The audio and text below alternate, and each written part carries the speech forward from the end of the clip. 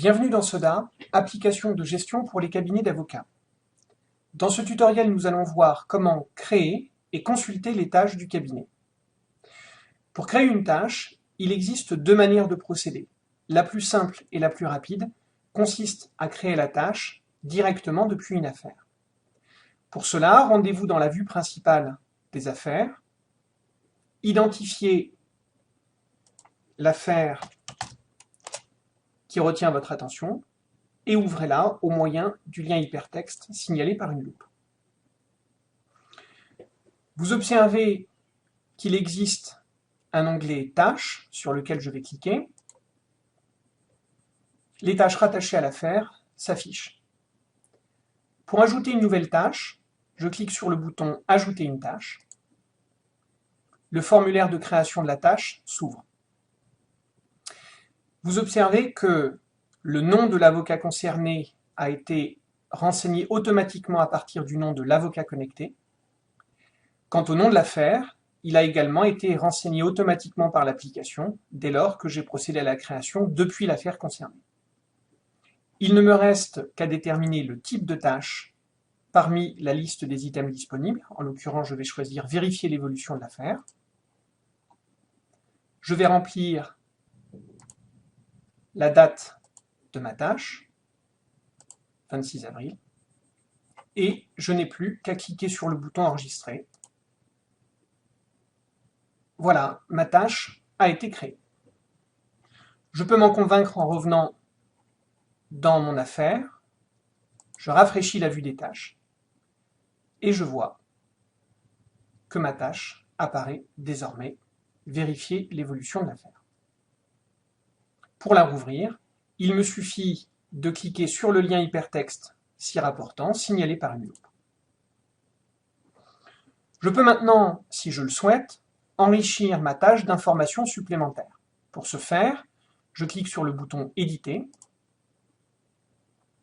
Je vais tout d'abord renseigner le nom de la mission, ce qui s'avérera particulièrement utile par la suite pour filtrer et classer mes tâches.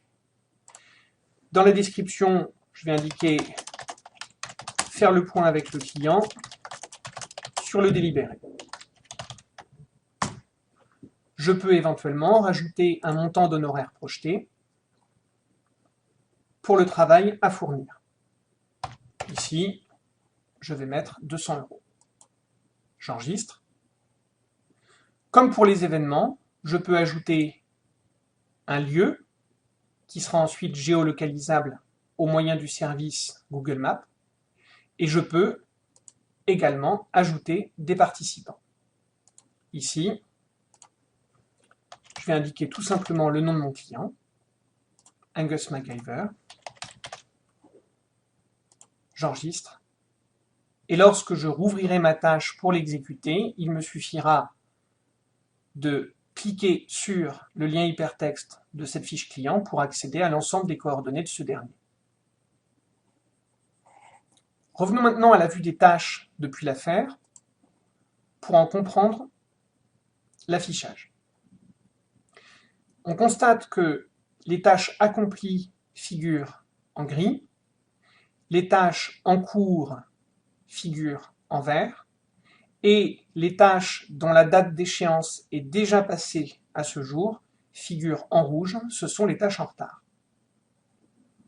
C'est ici que affecter des missions à une tâche se révèle particulièrement utile, puisque je pourrai filtrer ou classer mes tâches en fonction de leur mission, et je pourrai également les filtrer et les classer en fonction du type de tâche. Voyons maintenant comment visualiser l'ensemble des tâches du cabinet. Pour ce faire, je vais dans la vue principale des tâches, dans le menu qui se situe en haut de l'écran. La vue par défaut est une vue de calendrier, comme pour les événements. Les tâches se trouvent toutes rassemblées dans la partie supérieure du calendrier, ce qui présente l'avantage, au moment où je saisirai un événement ou une tâche, de savoir si ma journée est prise et si j'ai encore des créneaux disponibles.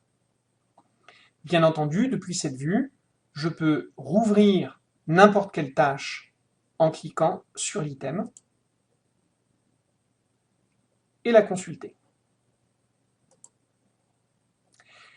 Si les tâches du cabinet sont trop nombreuses pour devenir lisibles, eh bien il me suffit de filtrer mon affichage au moyen des critères qui s'affichent en haut de la vue. Ici, je vais filtrer par l'utilisateur Mathieu Fortier et je vais retenir comme type de tâche vérifier l'évolution de l'affaire.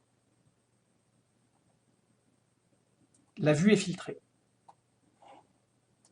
Pour enlever des critères de filtre, il me suffit de cliquer sur la croix à l'intérieur du label et les filtres sont supprimés. Il existe également d'autres vues des tâches, toutes les tâches, tout d'abord, qui est un affichage de l'ensemble des tâches du cabinet en mode liste et qui se révèle particulièrement utile, par exemple, pour faire un point sur l'ensemble des tâches d'un associé ou d'un collaborateur à un moment donné. Je peux également consulter une vue déjà filtrée de mes tâches, où l'on voit effectivement que seules les tâches de Mathieu Fortier, avocat connecté, s'affichent. Merci de votre attention et à bientôt sur Soda.